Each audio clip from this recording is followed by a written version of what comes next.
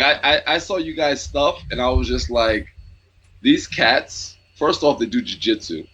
Yep. Second, they're talking about the positivity, which is like you just messaged me, is right up my alley. I mean, this is what I live. And I was like, at third, they just seem like dudes that I would just kick it with. Like I would just chill with. So exactly right. I gotta reach out and contact these dudes, man, because it's like it just seems like cats that I would just hang out with anyway. Honestly, that's kind of how I look at it. Is being a black belt and then having the podcast, and the same thing with the speaking you're doing, just having the positivity summit. It's like the ultimate hall pass. You can kind of, jiu-jitsu, they're like, yeah, you can go to this gym, but not that one, and blah, blah, blah. With the podcast, they're like, oh, he's kind of pressed, even though he competes a little bit. It's all good. We'll because nobody wants like the bad Yelp reviews. So like, I'm not like the negative guy at all. Like I'll never say, like, I don't put divisive stuff on here. I don't believe in it. I feel like there's enough of that in the world, and I feel like it's as somebody has a microphone and an audience, like you got a responsibility that kind of comes with it.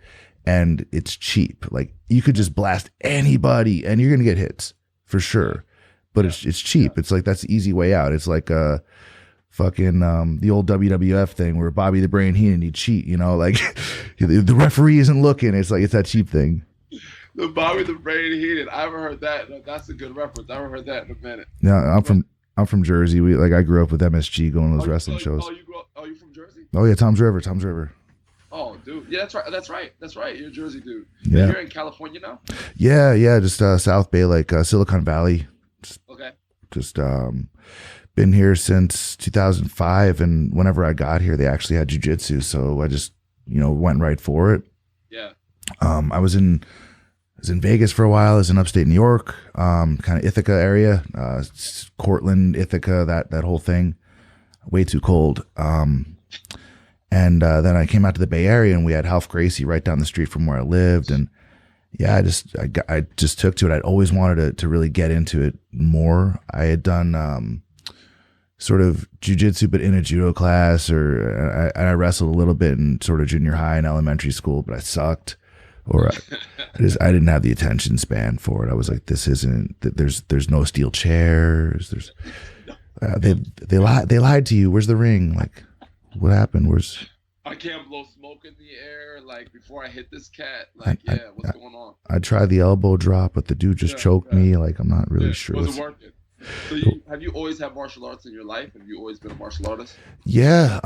My parents, like, you know how it is when you have two working parents, they would just sort of figure out a new babysitter for you all the time. Like, so they put me in Kum Sung in Tom's River, the karate place. That I guess back in the day, that was the spot for Taekwondo, because we had one of the Ninja Turtles, like one of in the movie was from that school. Wow. Like he was in the stupid suit or whatever, but like you had a Ninja Turtle at your school, your old school. That's big time.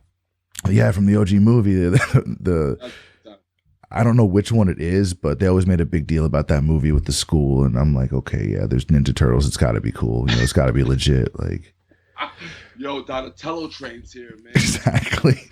I think it was the instructor. I think like it was like Master Kim was actually, I don't know which of the four of the brethren of the turtles. Kum Sung, Tom's River, Ninja Turtles. See if this Google comes up. Learn more. Oh, here it is. Grandmaster Sung. He was in Ninja Turtles. Here it is. So Sung has worked as a stuntman, actor, consulting assistant on many notable films, including Teenage Mutant Ninja Turtles, The Karate Kid, and Pink Panther. And so that's Master Sung. So it's I don't know which of them he did stunts as or for. I was too young, but yeah, I mean that's my street cred was I roll with the Ninja Turtles back in the day. Like that's Renzo to step his game up. I'm like, yo, Renzo, I know you're like a legend and shit, but you're not a Ninja Turtle. Yeah. Like you have to step your game up a little bit, bro. It's like, man, so over the course of my lifetime, I can be like, I trained with guys like Hoist Gracie, with Half, with Renzo. I met Renzo. Renzo's funny, man. Renzo's the man. He's awesome. So it was a seminar up here. I think Charles Gracie, one of them got their something degree black belt like last year. I think it was Charles got his 5th or 6th degree, something crazy like that. But everybody was here. Jean-Jacques Machado came up. Everybody, and I love Jean-Jacques. That's when I'm in LA. That's the school I go to. He's like, he has that mentor thing where he has that, just when he talks, when he teaches, just has this calmness. He's like so kind and humble. You feel that mentor thing from him. Like you want that. Whatever that is, he almost has that thing where you sort of just aspire to kind of be more like that. Yeah. He just got that thing, that mentor thing.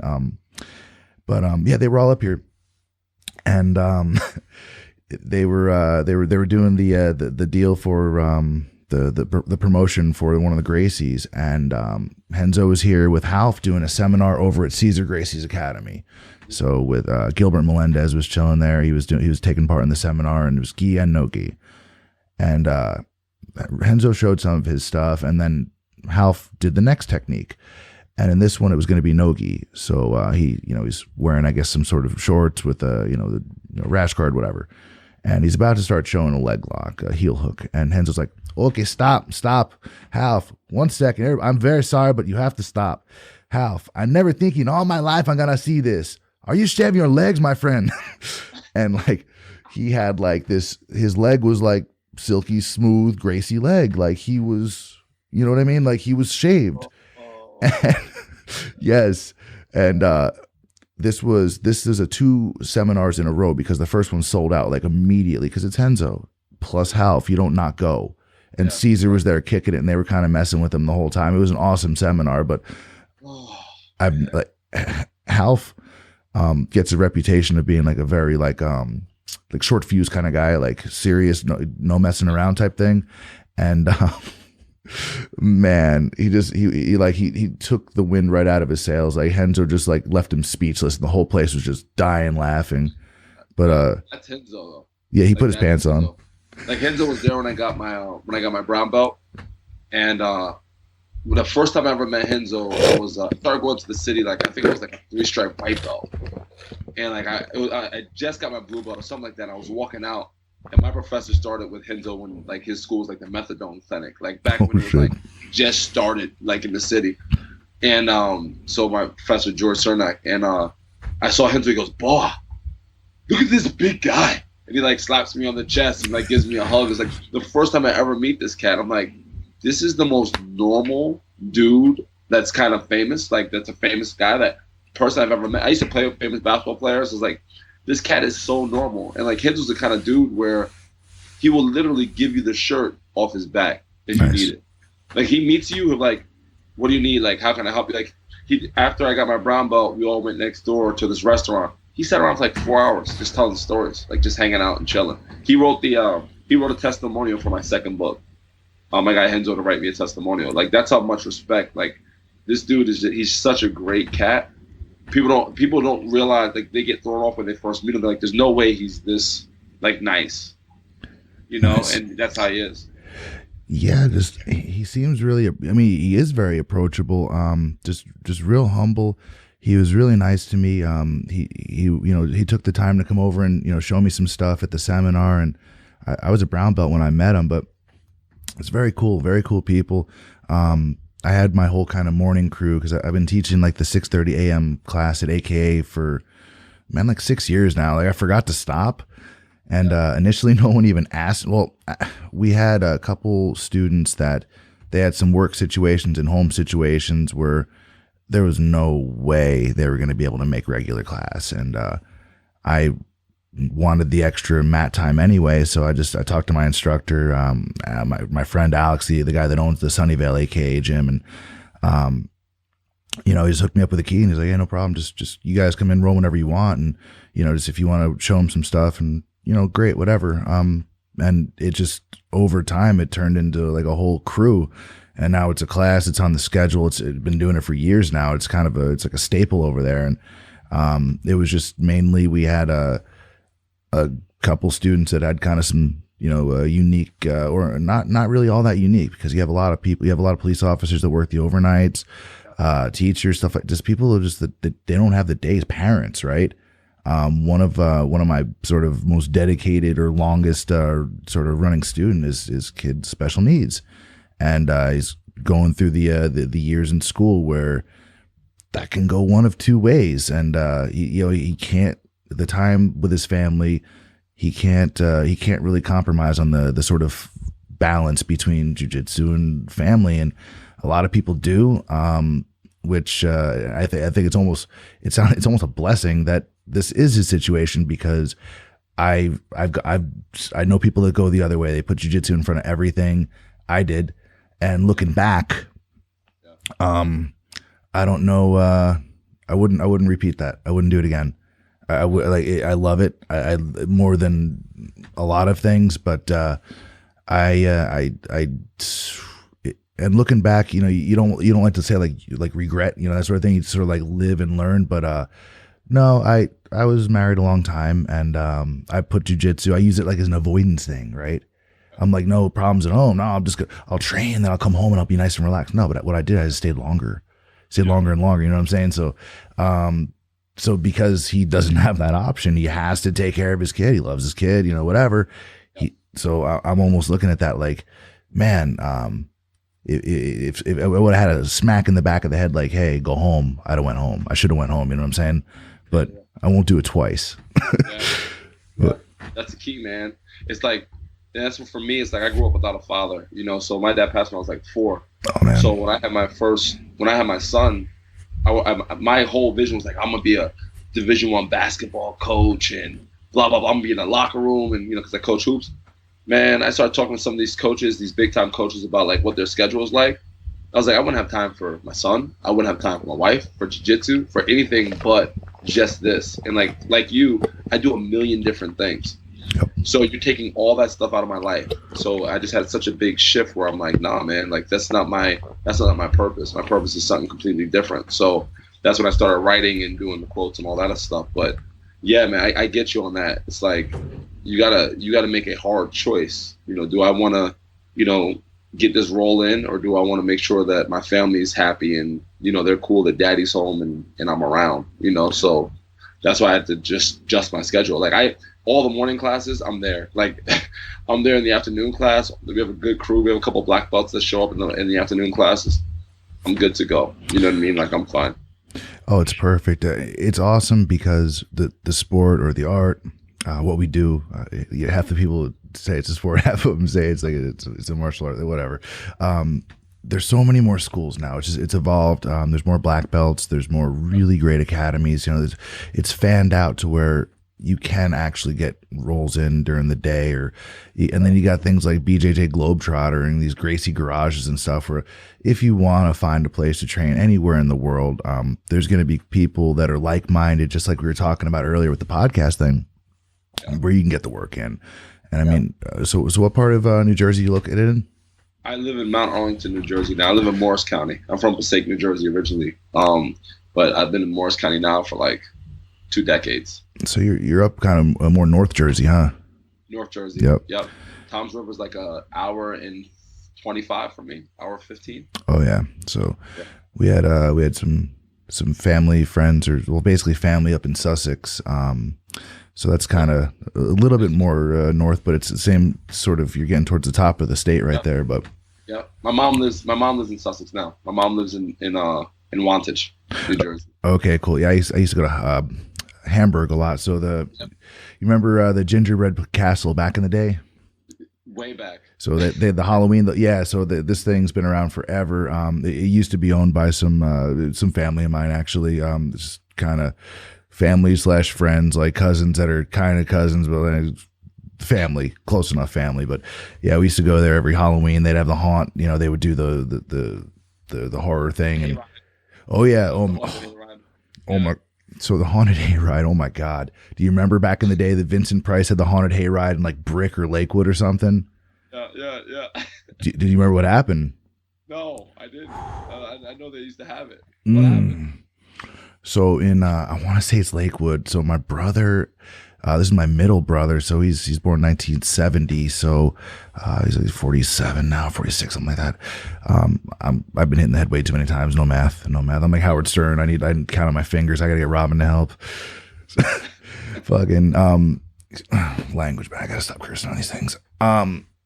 So my brother worked for at the haunted hayride on the part with the noose, right? Where you'd go through, they'd have a whole scene and the executioner's thing, and then they would do the thing, they would move on. This thing was scary. Yeah. I mean, it was I think Vincent Price Productions actually put on the original haunted hayride. So back in 1990 or 91, when my brother was working there, they switched the who was actually going to be working at the hangman's at the executioner's station. My brother usually worked that one, and they moved him off. And whatever wound up happening, how it went down, someone wound up actually being hung and dying in front of a hayride full of patrons, and there's still a hayride going. It was the one would follow the other one, and the next one came by, the light was still on, the guy was still there from the last thing, because they're supposed to reset, they're supposed to stand on this thing, and they would actually the rope, it would come, you'd have to pull it off, but they were actually hanging, but you're supposed to kind of hang on to it.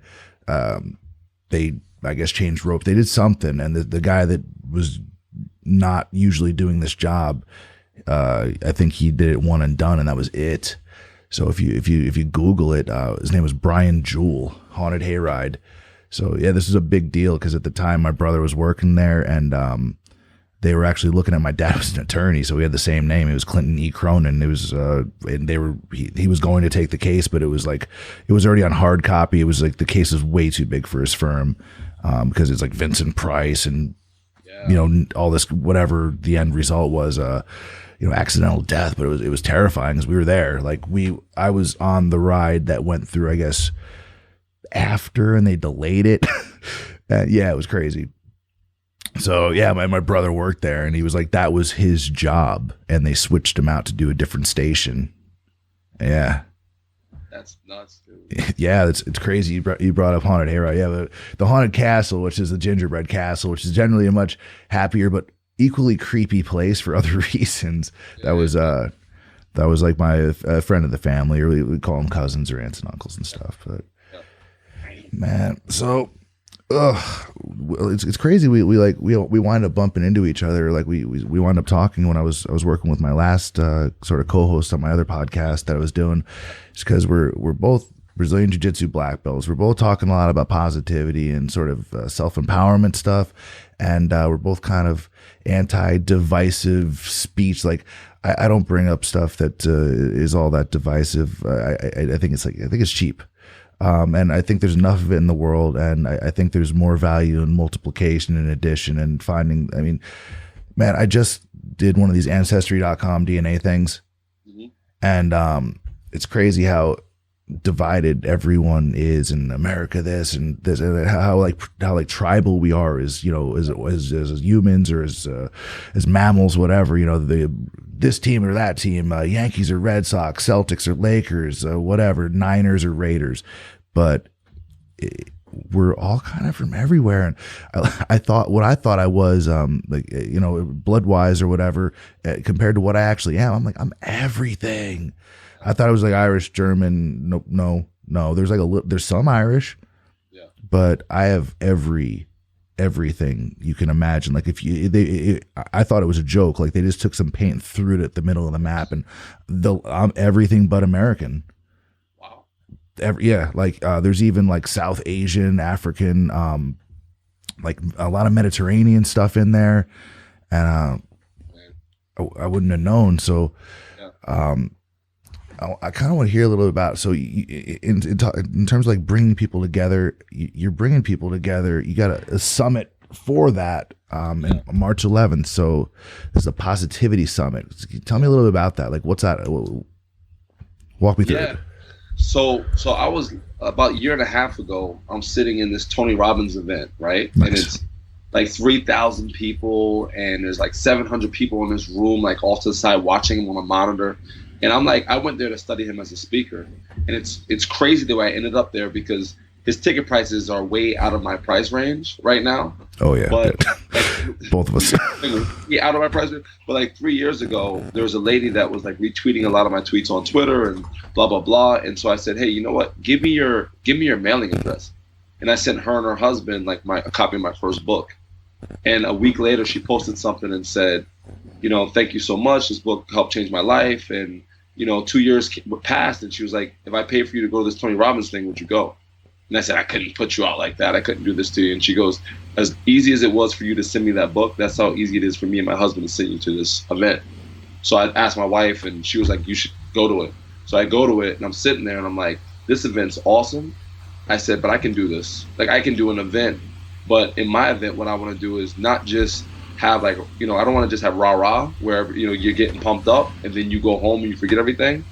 I was like, well, what if we can add service to it? So what if we had a day where we actually go out and give, food to the homeless, give toys to children's hospitals, and start adding the everything together, like start encompassing everything. Because a lot of people talk about what they're going to do, like I'm going to do this and I'm going to change the world, but they're doing it to a certain demographic, or they're just talking, so I'm not a talker, I'm a doer. So I'm like, well, let's go out and do it. So the first day of the summit, which is the Friday the 10th, is speakers, breakout rooms. Later on that night, it's a network social, which is just going to be like a DJ is going to be a party. It's going to be, nice. Off the hook.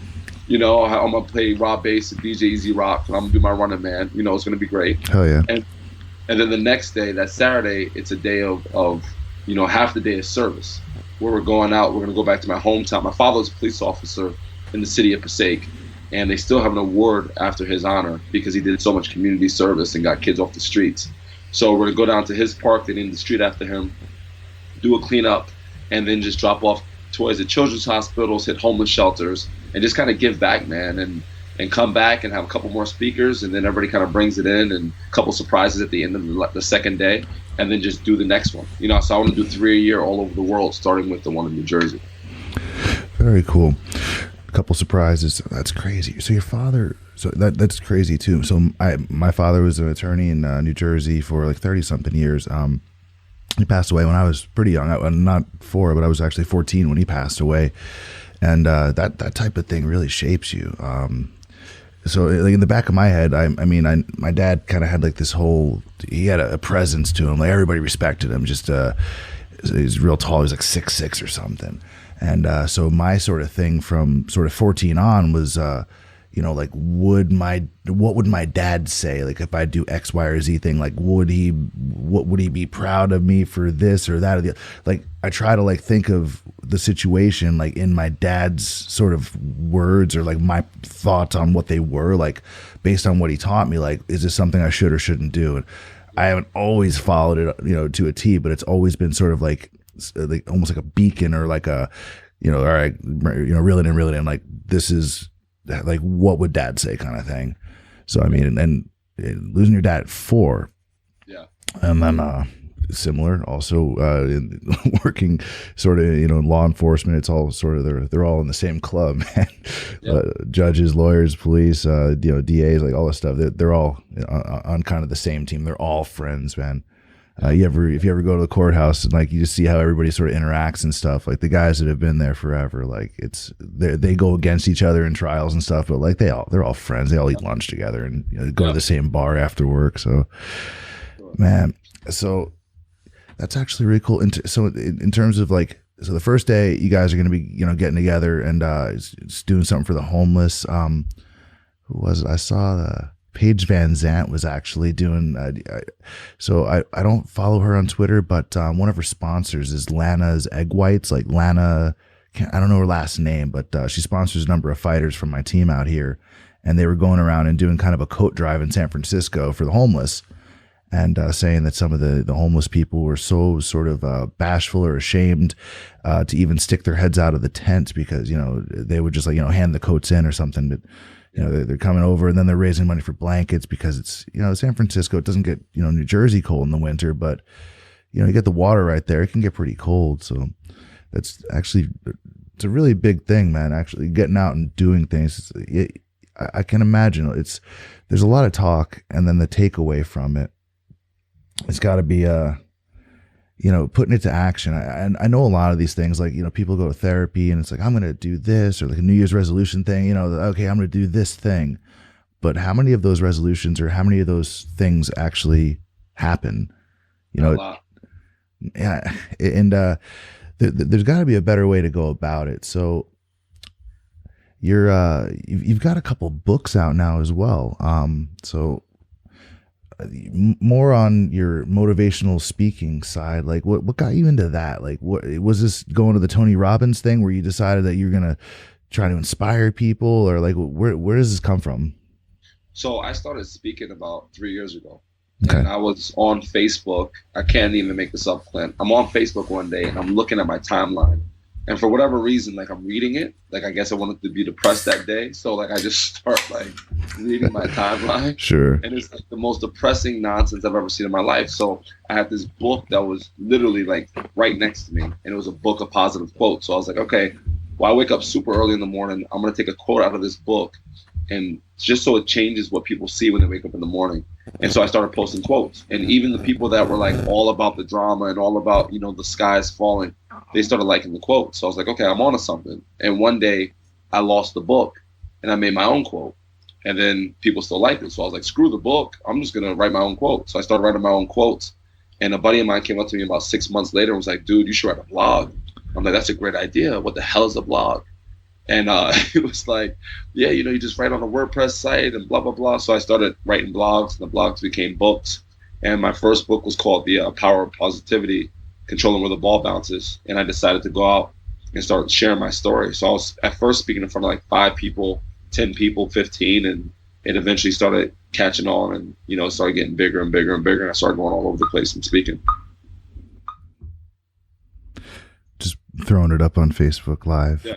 Since you mentioned Facebook, so it's really crazy. I see so many people that post, you know, on Facebook, social media type stuff, Instagram, just, oh, woe is me, like, you know, the world's ending, or just a lot of complaining.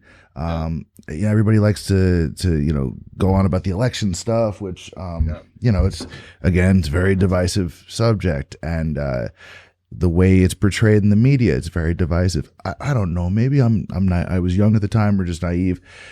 I recall the president being like the president of everybody, and I mean, during the election time, you'd complain, and, you know, some people would complain a little bit about politics, but there was a little bit more solidarity, I thought. Yeah.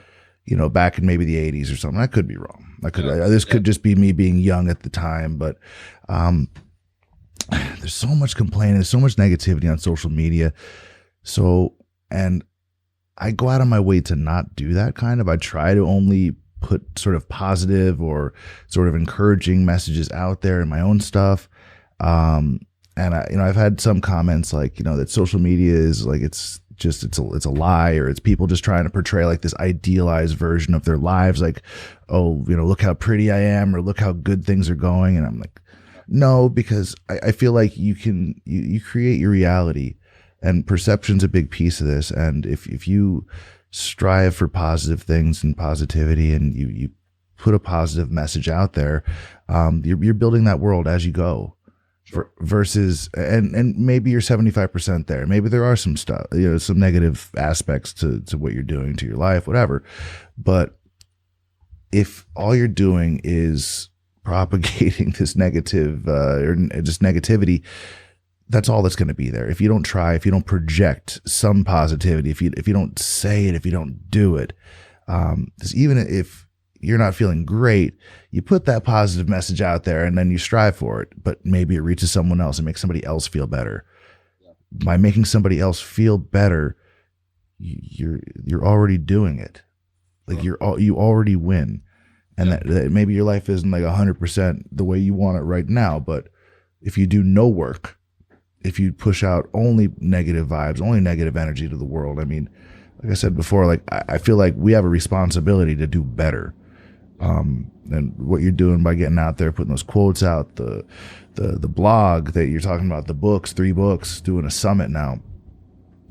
So in terms of like getting involved with the summit, so do you have a venue yet? Do you have this? So how far along are you? Like, dude, I got the venue, the speakers. I've got pretty much 90% of it done. Now the work for me on my day-to-day is just getting awareness to it and getting people in. So it's 145 seats, okay, and it's just filling 145 seats. So Clint, like, literally every single day, I'm working on filling 145 seats. Like that's my, like I'll contact 100 people, 200 people, it doesn't matter, and just let them know, because once it catches on, once we do the first one, people are gonna see the value in it, and it's not gonna be this. I don't have to worry about like getting people to come to it. But the first one is the most important one. Like this is the ground floor of this movement that I want to start. So it's just getting people in and spreading awareness and saying, look, man, this is not what you think it is. Like this isn't going to be some, Richard Simmons sweating to the oldies pump up. Like we're actually making a difference. So it's just reaching out. Like I connect with people like you. I'm telling you, I meet people like you every day, and the same thing with you. You probably meet people like you like all the time that are just positive and trying to like just throw out that good stuff in the world. Like if the world was like it is on the mats, like if the world was like it is with jiu-jitsu, I mean you have Muslim, black, white, yes, Asian, everybody trained together. It's not about anything but your brothers and your sisters on the mat. If the world was like that, we'd have no war. It'd be a beautiful place. No, it's true. It's funny too, where you're actually in this combat situation, actual thing where you're trying to choke each other and break each other's arms and stuff. We figured out peace. Like we figured that out. We figured out like we don't really need borders. We figured out you really don't need all this divisive stuff. You don't need it. You're just limiting what you can do. You're limiting possibilities for people, for the world, and you're just adding suffering.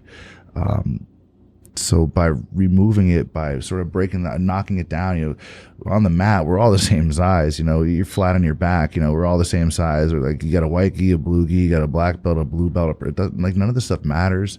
No, it really doesn't. And we kind of figured that out. The sort of motto of our guerrilla jiu-jitsu over here, the sort of the banner, I guess we're all under it with one world, is sort of train with everyone. So that's sort of what Dave Camarillo instilled in all of us to do. And my instructor, Mike Prudencio, and I like that's what he's pushes. It's just train with everybody. If you're gonna drop in another academy, do it. Just represent your school well, and be nice. Do your stuff. Just be an adult, treat people good. Be respectful, and that's it.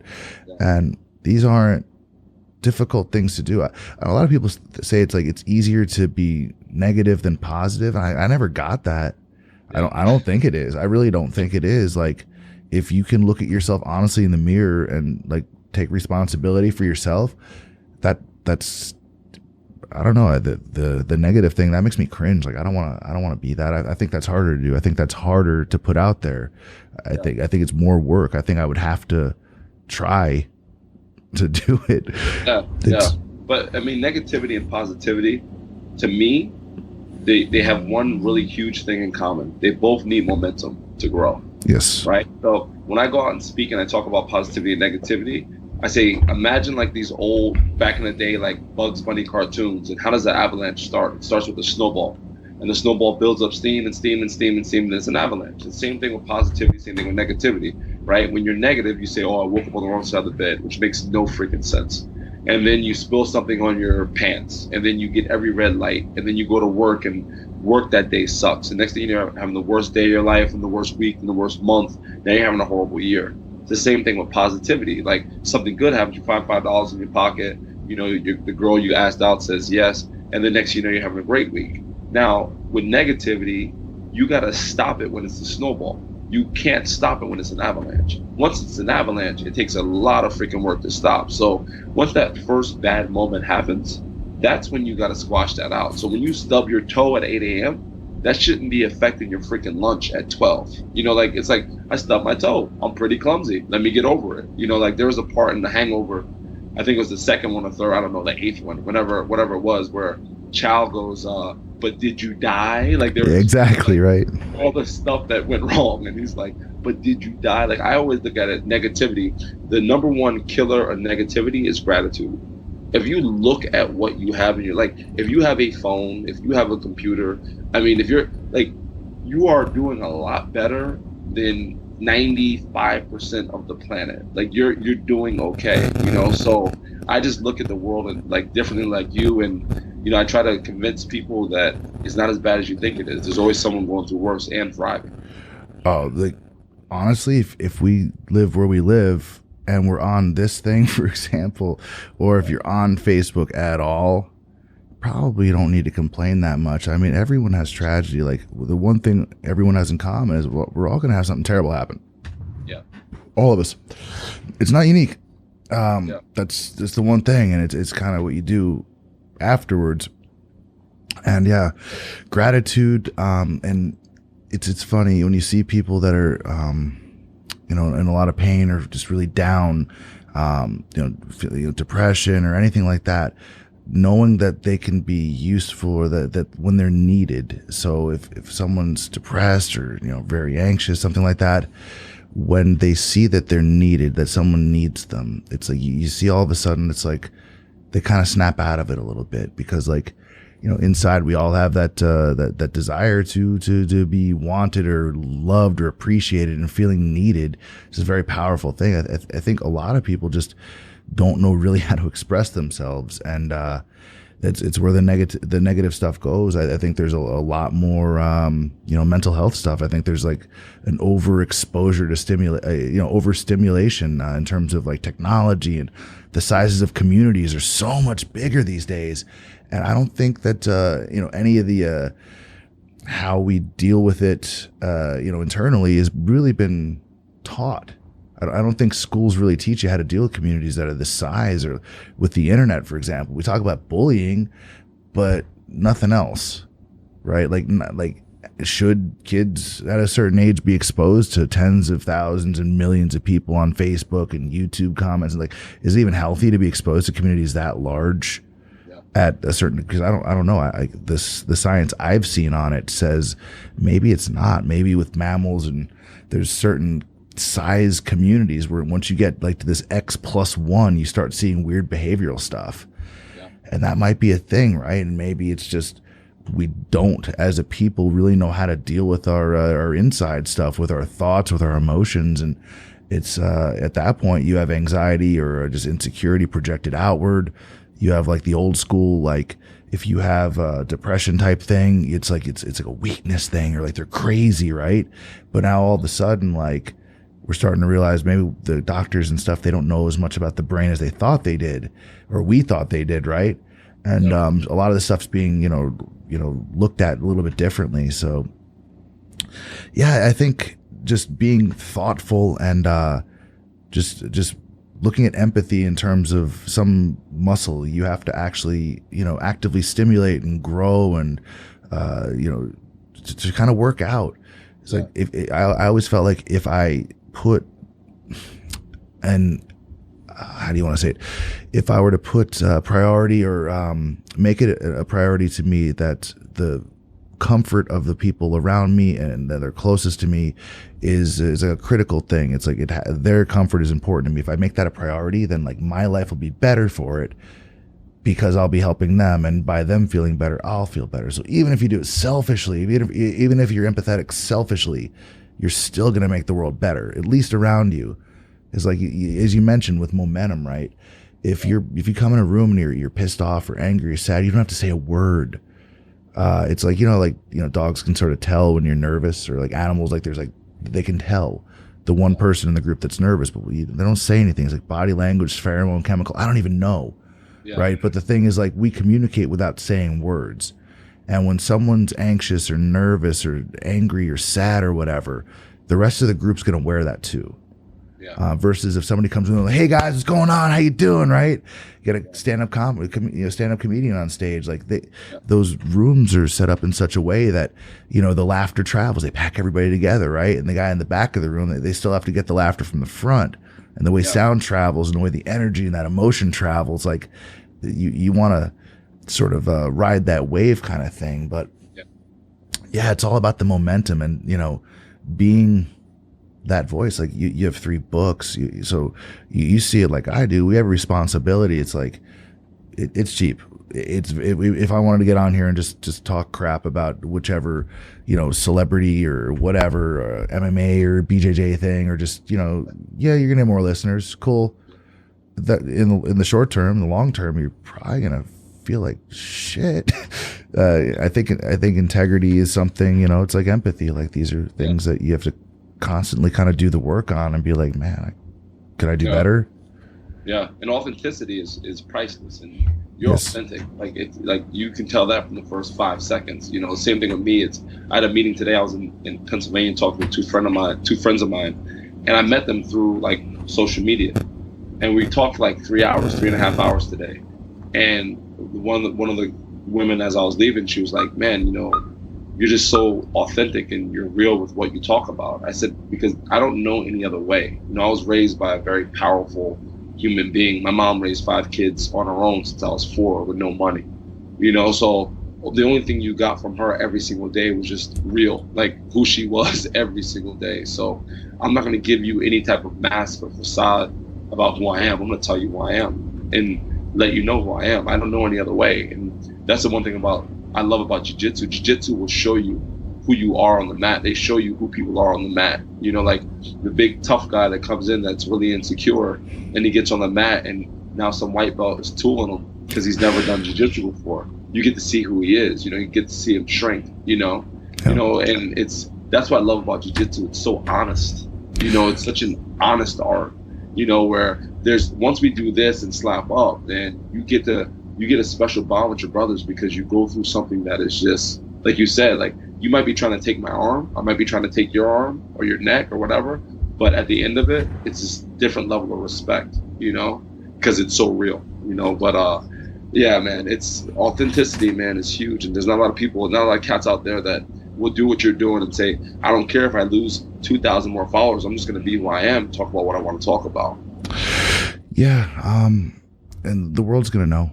They're going to know. I mean, just like on the mat, if someone, as you just mentioned, if they come in there and they're the big tough guy that, and you can see the insecurity from across the mat. I mean, you get really in tune with sort of that sense that, like, not like as a predator, but like, because you're almost like in a pack, right? Like we're closer to the sort of the animal kingdom. I feel like being on the mat because, you know, it's like we're in there with our tribe and we're rolling around. We're trying to see like who's the best guy. Like everybody knows in the gym, like the pecking order. Every gym has a pecking order, and good day, bad day, whatever. And the guys are in denial about it. Like, that's fine, but they're like every gym, like it has like it's like a pride alliance, right? I think there's the elder statesman, there's the up and comer that they're coming, but they're not quite there yet technically. But then there's like the top of the food chain where they're there all the time, and it's like you're gonna have to take that spot, like that. They have that sort of respect thing, you know. So when the new guy comes in there, and he's wearing, his insecurity on his shoulders, like, oh, I'm the big weightlifter guy, and then he just gets beat up, just like you said, by the brand new, white belt or whatever that's been there just a little while longer, right? Yeah, it's all of a sudden it's honest, so the world knows.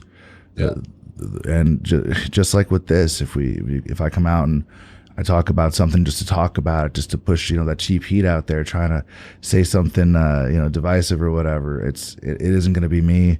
I do things the way I do them, and it's if my friends or if they like it, if I like what I'm doing, cool. If I get 1 million followers, if a couple people listen to it, if I'm happy with what I put out there, I'm good. Like, I enjoy seeing these things succeed, but not everything's gold. I mean, not everything that comes out of my mouth is gold. There's a lot of these that, I think at the time, wow, this is going really well. And then I listen back or I watch it back. I'm doing a lot more video now, so I watch it back and I realize, oh, well, here's 4 or 5 things I need to really do better. I need to work on for the next show. Like today we're doing the Skype one. Is it going to come out perfect? It's going to be good. But like the next ones we do, they're going to be better, right? So it's just that process of saying, just like on the mat with jiu-jitsu, man, if something doesn't work, you have to be able to look at yourself honestly and reflect and say, like, what worked and what didn't. Competing's great for that, because for damn sure with all your friends watching, your coach right there saying, hey, and hopefully they have a coach that's willing to be honest with them and not just pander to him for whatever, that guy was bigger, you never know, whatever. He probably was on the juice or something, but the ones that can look at him and be like, man, you did this wrong, you did this wrong, we got to work on these things, not trying to break the guy down, but be able to reflect honestly and say, like, what worked and what didn't, and what can we really do to improve next time. Yeah. And that's part about competition.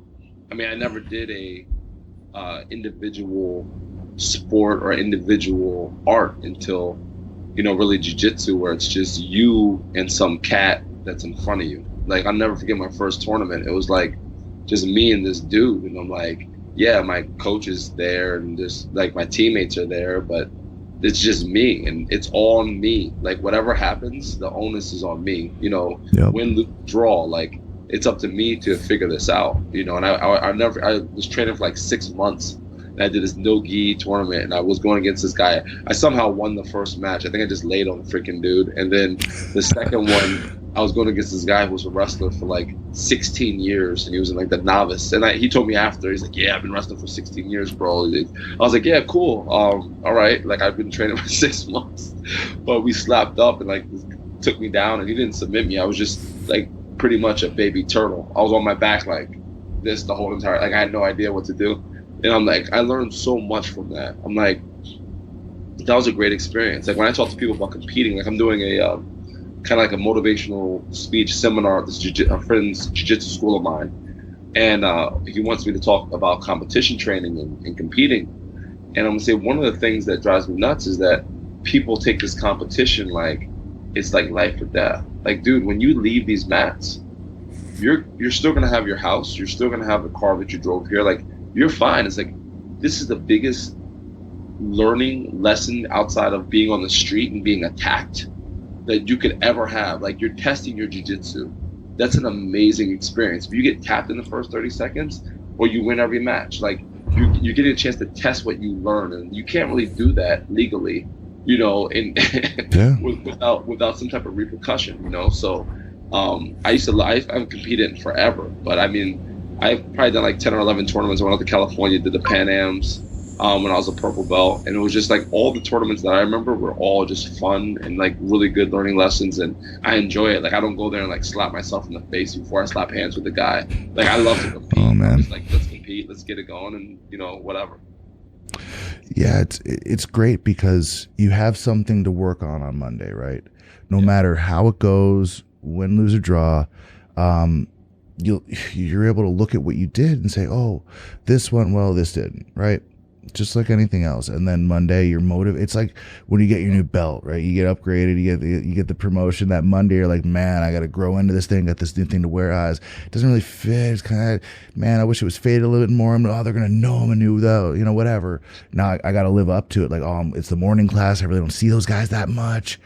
Oh man, what about this guy that didn't get promoted? And like, all of a sudden you have like that anxiety, like all this shit running through your head, like, and just like when it's almost like that when you compete, you're ready to go. You're like, man, this didn't work. I'm gonna drill the crap out of this position. You're almost like putting yourself in these stupid positions you shouldn't even be in, just to like fix in your mind what didn't go well in your tournament the day before. And when it does go well, that feeling of like when you win, regardless of level, you show up on Monday, you got that strut. You're like, yeah, world champion, baby, at jiu-jitsu, blue belt, my age division. You don't even know. These guys don't, man. I'm gonna be doing autographs. Like, they're gonna do a signature model gi. They don't even know. Like, I'm just waiting for this. Like, that's, you have like this feeling. It's I don't know. I get a belt. Every time I get a belt, like my tradition, like my main school is a Renzo affiliate in Denville, real world martial arts. My professor's Professor Cernak, and he's been with Renzo forever. And whenever I get a belt, he's been taking me to the city since I was a 3-stripe white belt. Nice. So whenever I get a new belt, the first thing I do is go to the city the next day. Like the next day, I know no fade. There's no like, everybody's gonna know I have a new belt, so I know the sharks are coming. Like, I know they're coming. And I'm like, let's do this now. Like, let's get this belt faded. Like when I got my brown belt, my black belt, I know when I came to the city, there was a freaking target. And they, as much as those guys hugged me, and they even did a ceremony for me at the school. Professor Zed did a ceremony for me at the school, and it was great. But I knew they were coming, so I was like, it was like blood on water. I was like, this is awesome. Let's get this over with and make it happen. Oh man, so you're showing up at Renzo Gracie Academy, fresh belt. Everybody knows. Oh, so when you got your black, so how long ago did you get your black belt, first of all? I got my black belt, I believe it's 2 years now. It flies. Yeah, it flies. And I'll never forget me and like 6 of my brothers got black belts at the same time. We were all classed together for the most part. And it was just, man, I cried. My son was, I say it was 2 years ago. My son was 1 year old. My wife was there. There was about 50 black belts that came up from the city and all over that, that knew me and all the other guys and my professor. And I got that black belt and I did my little speech and said, jiu-jitsu, when I first started, said it was like being on the highway. Like you're looking for that next exit. Like you're looking for that next stripe. You're looking for that next belt. And I said, it got to a point where like I was around purple belt, brown belt, where I just started just driving. I wasn't worried about the next exit. I just was enjoying the journey and just loved the art. I love the fact that, I can get here and compete with my brothers every day, So once jiu-jitsu becomes the journey, about the journey, not the destination, it's no longer a sport to you. It's a lifestyle. It's your life. It's arte suave. It's like, it's what you do, So for my little 1 year old at that time to be there and see his dad get promoted, even though he had no idea what was going on, just be able to take a picture of him and like under like the sign that, a white belt is a black belt, that, black belt is a white belt that never gave up. Like to be able to do that Nice. in the world, because that's non-negotiable for my kids. Like they'll be in jiu-jitsu. Like if you don't want to play hoops, whatever, but jiu-jitsu, my son and my daughter will be doing as soon as they're able. Like it's non-negotiable because it teaches you so much stuff about life on that mat. They're gonna definitely be in it. Yeah, it's one of these things where you see kids get into it and it changes them, and because it does it for us, it does it for adults, but I feel like the kids, they can learn a lot faster, a lot easier than we can. It takes us a while. You have to like break down pride with adults. With kids, they're really moldable. You see a lot of kids that are, you're pretty hyper, maybe not doing well in school, not behaving themselves, like not minding the teachers, not minding the parents, especially like, of course, out in this area, everybody works. So they're not getting that FaceTime with the parents, and, a lot of it, the TV's raising a lot of the kids. It's crazy, right? And then just whatever you see on TV, mom buy me this, mom buy me the video games and whatever else, like so commercial or whatever. But you see these kids that are all wrapped up in that, and then they get into the kids class at jiu-jitsu. And that's how I knew, my one of my main instructors, I suppose on Instagram, is Alex Kababi, and it's like he's one of my closest friends. It's like once he started like doing the kids program, running it, just seeing like how good he was at it, and how like how much he loved teaching those kids. I was like, oh, this dude has to be a dad. Like he's got, like, you could tell like that stuff was coming out. Like he has 2 kids down. Like he's seriously an awesome dad. Like you see how he lights up, but he's transforming these children. Like they come in, like a lot of them are, just little bastards, like just monsters, man. And then he works with them, and like you're like, yes sir, no sir, just all calm. The parents, you could tell they're all chill now. Like you're seeing some of them don't have the bags under the eyes no more. You're like, all right, so this guy's doing his thing, and I'm sure he's a really good teacher. He's great with the kids, but more than that, it's that they're burning that energy off. They're learning structure. They're learning discipline. They're learning respect, right? They're learning about work. And for a lot of parents out there that are, they're worried about their kids being bullied and all this stuff. If you don't have access to jiu-jitsu, like a lot of schools have, wrestling programs, like get them involved in something like this. It develops them the right way. It toughens them up, but it teaches them about work. It teaches them about like really earning those meals.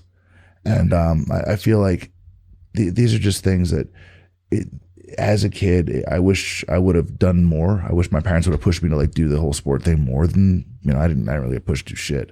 They're like, whichever one of these courses, like, whether it was, basketball or whether it was wrestling or taekwondo, like this was a babysitter for me. Yeah. So that's all they were kind of looking for. But, when I eventually, do the thing and have the things, I want to make sure they're, if I can't, reverse psychology them into jiu-jitsu, then it's going to be the wrestling program, because or both, right? Yeah.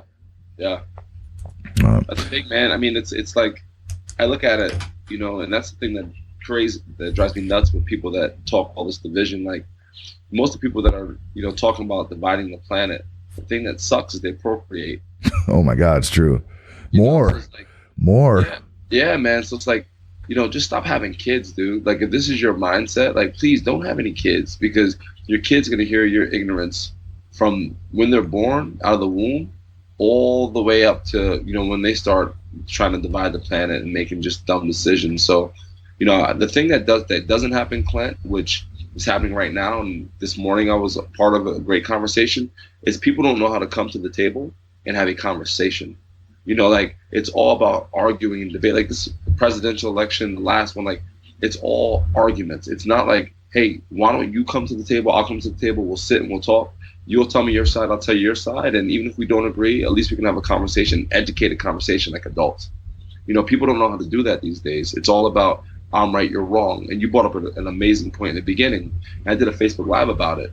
It's like, you have to choose a team, right? It's either like, you can't like the Giants and like the Jets. Like, you can't like what Republicans do and be a Democrat. You can't, like, it's just so insane. Like Coke or Pepsi, Whopper, Big Mac. It's like we're given two choices, and if you're not on one side, you're on the other, and that causes such division on our planet, which just absolutely drives me nuts. And it drives me nuts that people don't realize that choice isn't given two options. That's not choice. No. That's like saying, hey, do you want to get lit on fire, or do you want me to shoot you? Like, that's not a choice. It's two shitty options. Like, that's not choice at all. So we're just too brainwashed to understand that we're not really given freedom of choice. We're just given options, and you either pick one or the other.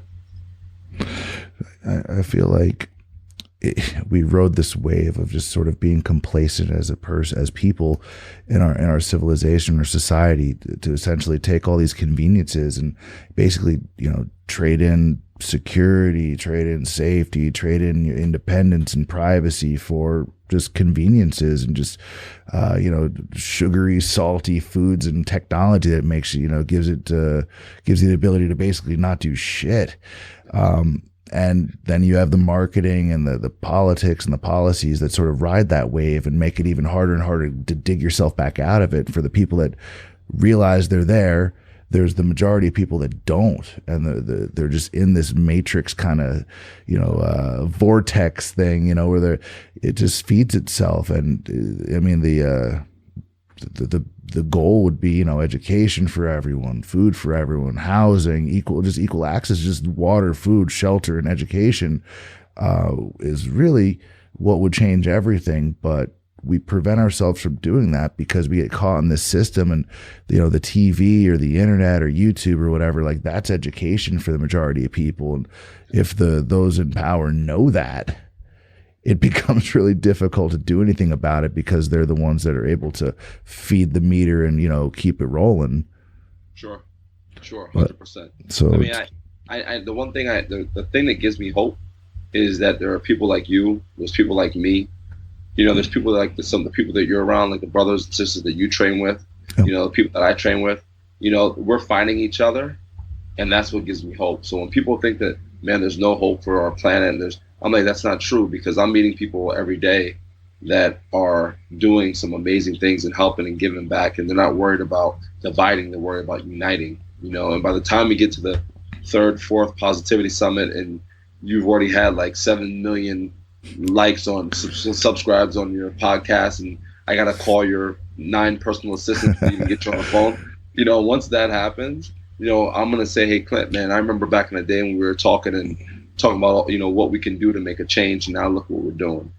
So I look at this like right now, what I'm doing, what you're doing, all we're doing is planting seeds. In another couple of years, dude, where we're gonna be at, what we're gonna do, we'll be able to go back to this show today and say, man, remember what we were talking about? Now look what we're doing. Now we're making some huge changes. Yeah, just by planting those seeds, as you said, putting the message out there and putting in the work now and doing what has to be done. I mean, no one's gonna build this thing for us, and not the way we see it needing to sort of grow. I mean, there's a big need in the world for people to step up and say, hey, we can do better than this. Yeah. And not for the sake of politics, but for the sake of just humanity, and for that we could do better. There's so many things that can potentially divide us, and then those had to come from somewhere. Those structures, those constructs had to be grown somewhere over time, and knocking them down one by one.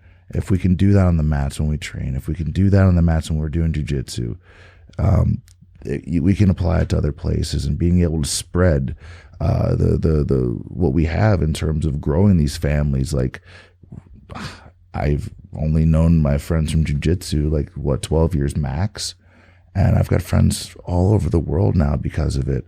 I used to travel a lot for work, Singapore, Hong Kong, Portugal, fucking Mexico, Brazil, UK.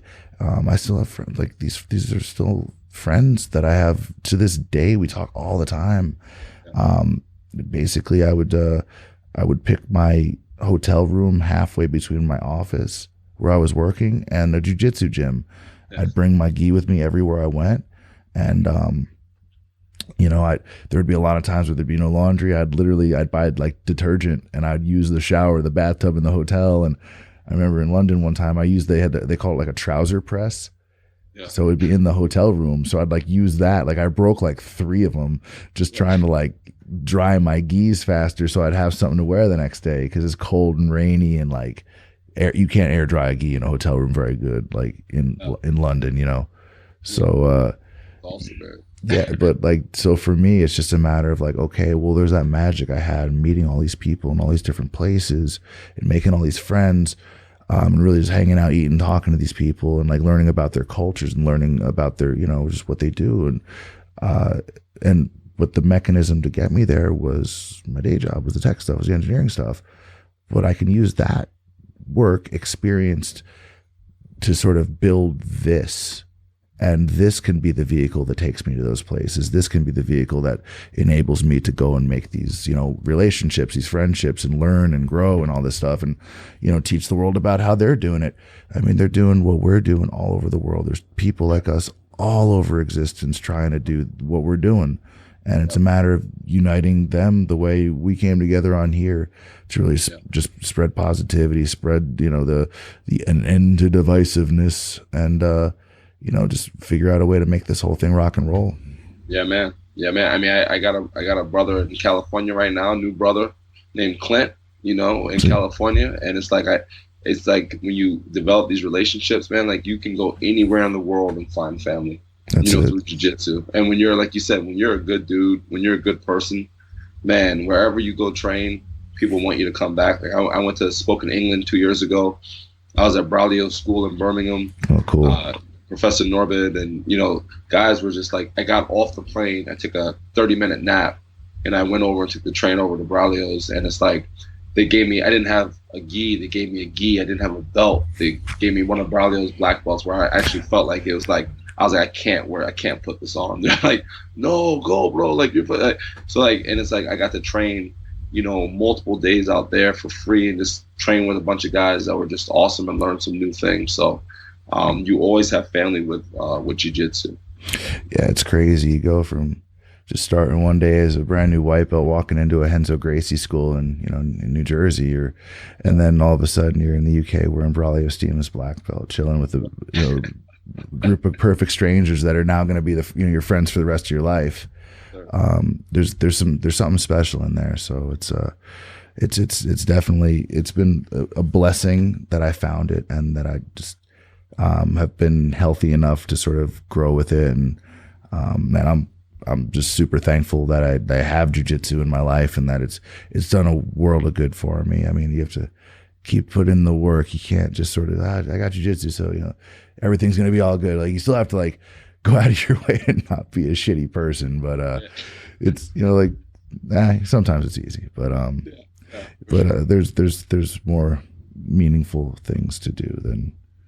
But man, we've been rapping for about an hour now. Let's go over it again real quick. Cornell Thomas is a motivational speaker. He's an author of 3 books. The most notably, positivity,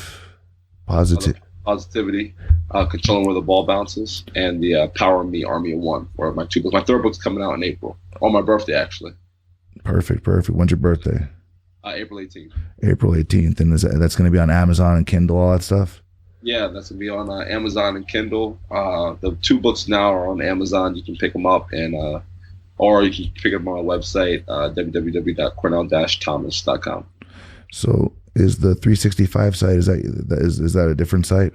Yeah, Cornell Thomas 365.com is just the launch site for the Positivity Summit. So all things Positivity Summit are on that website. That's the one I've been promoting all over the place.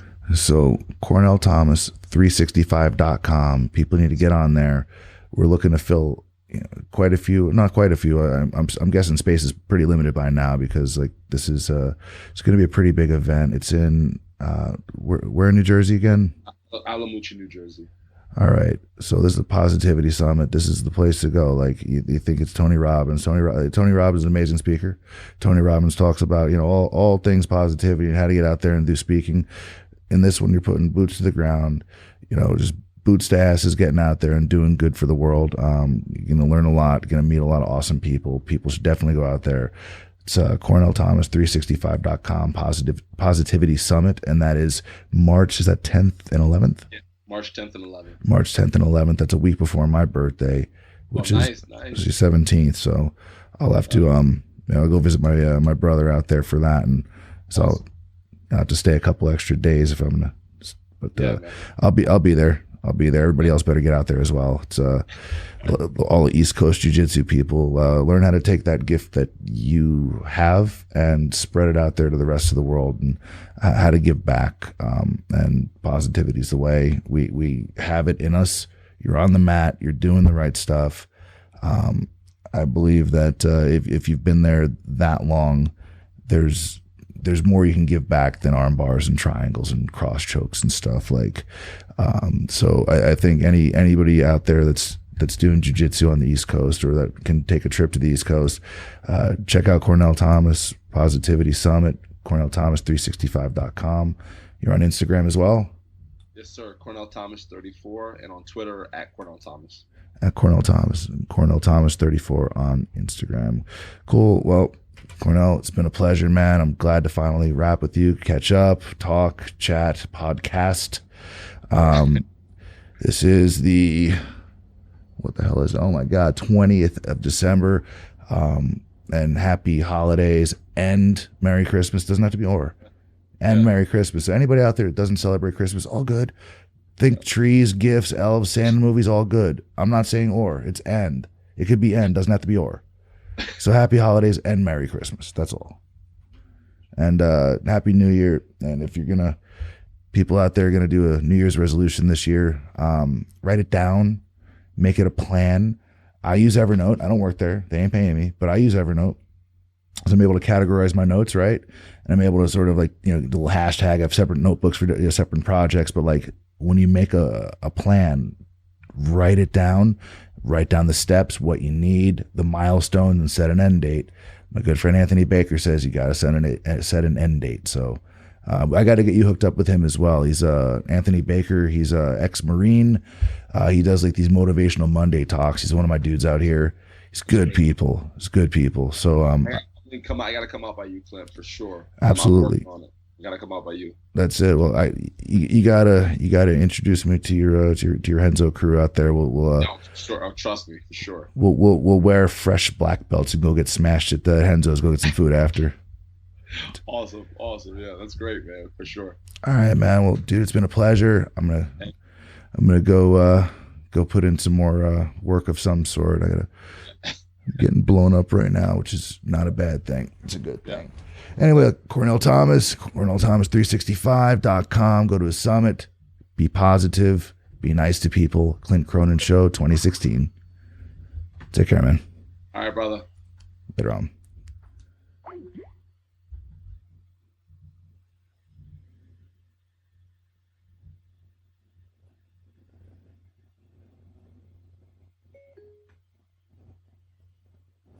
Hey, what's up, guys? I just did a first sort of Skype call-in thing, show over Skype. I don't know what you want to call it. I had a guest dial in, Cornell Thomas.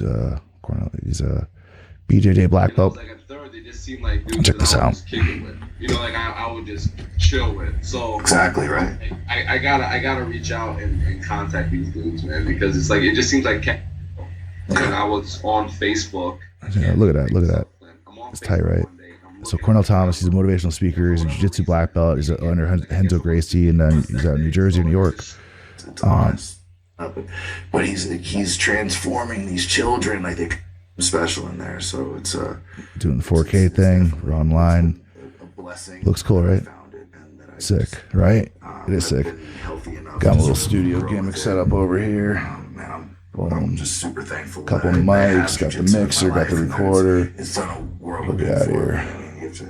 Keep putting the work. Boom, little green screen action here, so that's why it looks like I'm in Times Square. Everybody knows Clint Cronin Show is bigger than the city lights down in Times Square. Just like BI, right? But there's more meaningful things to do than. Want me some fruit juice? Fruit juice athletics. They got good taste. And their stuff tastes good. Let's go over it again real quick. Man. Cornell Thomas is a motivational speaker. He's an author of 3 books, most notably Positive. Look at that multicam whole deal. Questions are how many family/friends, like cousins that are kind of cousins, but family, close enough family. But yeah. See, look at that. Look at that. Look at that. Super stoked. All right. I gotta do some things. You guys take it easy. Thanks for watching. Got my fade going.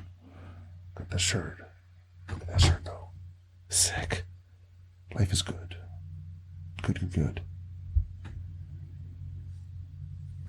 Gonna be taking a little trip down south real soon. Got to take care of some business.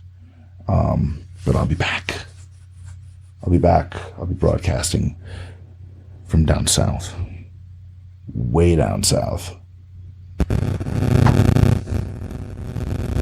What is that sound? There's a sound. I don't know what it is. Anyway, enjoy the rest of your week. Tomorrow's Wednesday. What happens Wednesday? 6:30 a.m. at AKA Sunnyvale. Whether you're just drilling, whether you're coming in and do a little technique or roll, you want to come to that class because this guy Clint Cronin, I'm teaching the class. I get it. I'm the 6:30 a.m. guy over at AKA Sunnyvale. You should be there. Come to my class. It's a good class. So that's where I am. That's how I know it's good.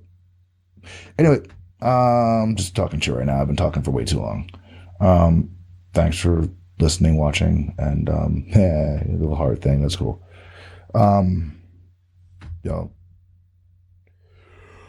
I'm still stoked about this. I'm stoked about it. Like the setup, it's sick. Like I got the Skype thing going, but then Skype, it goes into this other thing with Wirecast, and I got the wire. See it right there. Boom. I'm right there. I'm live. You can see the Skype window because you Skype, you pop up on it. It's got it's text and shit. Come on. It's sick. It's sick. Like when I started doing this thing, like it was just 2 USB microphones. Now it's like there's a whole studio full of shit. It's sick. I had this thing. It was an idea, and now I'm doing this thing. I had a dream, and I wrote it the fuck down, and now it's a thing. There's a show, and it's on YouTube, and it's on iTunes, and fucking Google this and Google that, and this dude, this guest, it's dope because he hit me up. He wanted to be on it, so it's like it's a tangible thing now. It's a thing, right? It's a thing. It is clintcronin.com. And then if you go to like YouTube and just type Clint Cronin Show, or iTunes Clint Cronin Show, or actually go to the one on my profile. That's actually the best one. Go to my Instagram profile and click the link in the profile. So this one, I'm about to upload it to YouTube. And then this one will be online here in like, as soon as it uploads, right? I gotta add a little intro thing in, open up Final Cut. I wanted to stream it directly, but he was dialed in at the same time, and like I didn't know if uploading it and him being on the stream, it's like it would cause like a delay, like because I try to do it in 1080 or 4K, and it's like it uses a lot of bandwidth. So I don't know. I got like the 100 megabit internet right now, but they have gigabit, and I think they have 2 gigabit as well, and I think I might need that one. So this one is going to be online, yes, soon, like tonight. Tonight's night. But, yeah, I'm gonna sign off. And you can catch me at Fight to Win Pro in San Jose. they still haven't announced an opponent, but I did the photo shoot, and I feel like I look pretty sexy, if I had to say so. I was wearing some booty shorts. They weren't ready for that much, man. I'm just talking shit now. I don't know what the fuck. Anyway, I'll catch you guys later. Clint Cronin Show. It's free. It's easy. It's freezy. Y'all take it easy. Peace. Lots of love.